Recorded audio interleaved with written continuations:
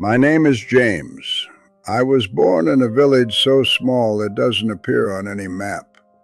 I arrived in this country at 22 years old with $40 in my pocket, a change of clothes in a bag, and a name no one here could pronounce correctly. I am 81 years old now, and by the time this video is published, I will probably be gone. But I am not afraid, and that is what I want to tell you about. Because most people die terrified. Terrified of what they didn't do. Terrified of what they didn't say. Terrified of the life they didn't live. I am not going to die that way. Not because my life was perfect, but because I lived it forward, never waiting for permission. I want to tell you about the day I arrived. It was November. Cold. The kind of cold that gets inside your bones and makes you question every decision you've ever made. I didn't speak the language. I didn't know anyone. I had an address written on a scrap of paper. A distant cousin who had told me 2 years before that if I ever came, I could sleep on his floor for a week. He had moved. The apartment was occupied by strangers. I slept in a train station that first night, my bag under my head as a pillow. The $40 zipped into my sock. And I remember thinking, not with fear, but with something closer to clarity. This is the starting line. Everything from here is mine to build. People ask me how I did it. How does a man with nothing become something? And the honest answer is this. I never thought of myself as having nothing. I had time. I had two hands. I had a hunger that no one could take from me.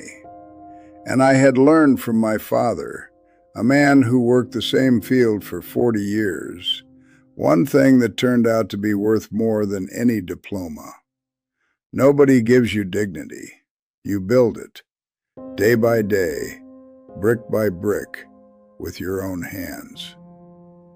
I started washing dishes. Then I learned to cook. Then I saved enough to rent a cart and sell sandwiches at the construction site, 3 blocks from where I slept. I didn't speak well. My accent made people laugh. Twice I was told to go back to where I came from. And both times I went home, ate what I had, slept, and went back the next morning. Because the insult of a small man has never built anything. And I wasn't there to prove anything to small men. I was there to build something. 10 years later, I had a small restaurant. 20 years later, I had 3. Not because I was the smartest, not because I was the most talented, but because I never waited for the right moment. I made the moment. There is a word they use here for people like me, immigrant. I always heard it used as something to overcome, a condition to apologize for. For me, it was the most powerful thing I ever became, because an immigrant doesn't wait. An immigrant cannot afford to wait. An immigrant looks at what exists and asks, what can I build from this? What can I build from this? That question saved my life, more than once. Let me tell you about my son. His name is Miguel. He was born here, in this country, in this city, 3 years after I arrived. He grew up watching me work, 6 days a week, sometimes 7. He watched me negotiate in a language I was still learning. He watched me swallow my pride 100 times so our family could move forward.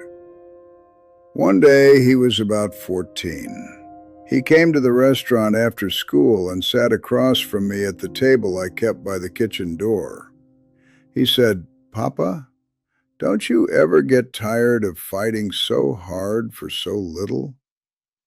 I looked at him for a long time, and then I said, "Miguel, I'm not fighting.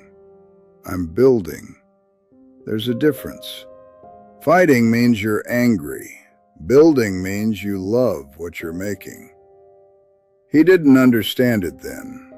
He told me he understood it the day his first son was born. He called me from the hospital crying and said, "Papa, now I understand. Now I get it. I want to build something for him." That phone call is worth more than any restaurant I ever opened. I want to talk to you about what I know now, from here, from the edge. Because from here, certain things become very clear. The first thing is this: your origin is not your limit. I was born with nothing. No money, no connections, no name that opened doors. And none of that stopped me, because I never let it become the story I told myself. There are people who spend their entire lives explaining why they couldn't, why the circumstances were wrong, why the timing was bad, why they weren't given the chances others got. And all of that may be true, but none of it builds anything. The story you tell yourself about yourself, that is the only wall that has ever truly stopped anyone. The story you tell yourself about yourself is the only wall that has ever truly stopped anyone. The second thing, the people who love you are not a reward for your success. They are the reason for it. I worked hard all my life, yes, but I never confused working hard with disappearing. Every Sunday, without exception, was for my family, not for the restaurants, not for the accounts, not for the suppliers or the permits or the problems. Sunday was sacred. My wife Elena used to say that the secret of our marriage was not that I loved her every day. It was that I showed up every Sunday. She passed away 4 years ago, and I would give every restaurant I ever built to have one more Sunday with her at that table. One more Sunday. If you have that person, the one who waits for you at the table, don't make them wait too long. The third thing, peace is not something you find, it is something you earn. People talk about peace as if it falls from the sky, as if one day you will simply feel it. No, peace comes from looking back and being able to say, I showed up, I tried, I gave what I had. Not perfection, not success by someone else's measure, just the honest answer to this question. Did I do what I believed was right with the life I was given? I can answer yes, not because I was perfect. I made mistakes that still hurt me. I was proud when I should have been humble. I was hard when I should have been soft. But I showed up every day for the people I loved, for the work I believed in, for the version of myself I wanted to leave behind. And that is the source of the peace I feel now. Not the restaurants, not the money, not the reputation, the showing up. Last week, my granddaughter came to see me. She is 7 years old. She climbed up on this bed and looked at me with those enormous eyes and asked, "Abuelo, are you afraid?" And I told her the truth. No, mi amor, I am tired, but I am not afraid. I built what I came to build. I loved who I came to love. And now I get to rest. She thought about that for a moment, then she said, "Like when you finish a really hard puzzle?" Yes, exactly like that. I want to leave you with 3 things, not lessons. I'm not your teacher. Just 3 things I know to be true.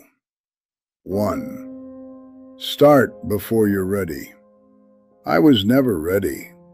Not when I got on that bus to the border.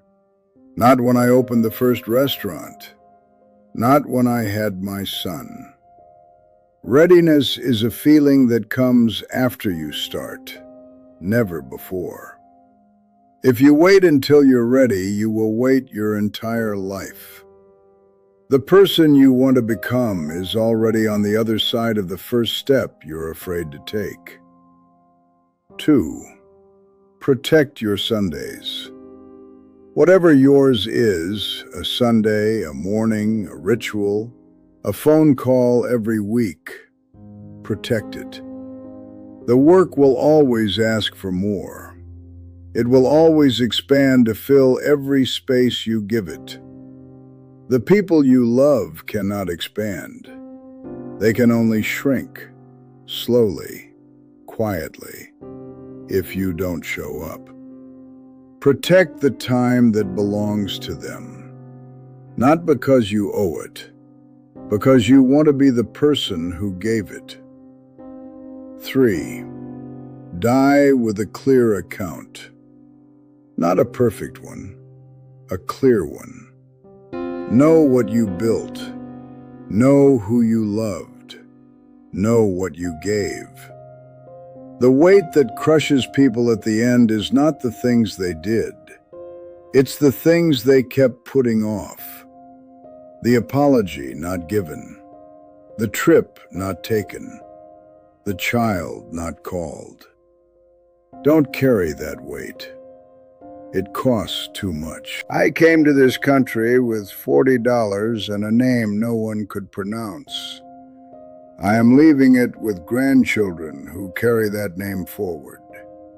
With a son who builds things because he watched his father build things. With a wife I loved for 51 years and mourned for 4, and would mourn for 100 more if it meant I'd had her.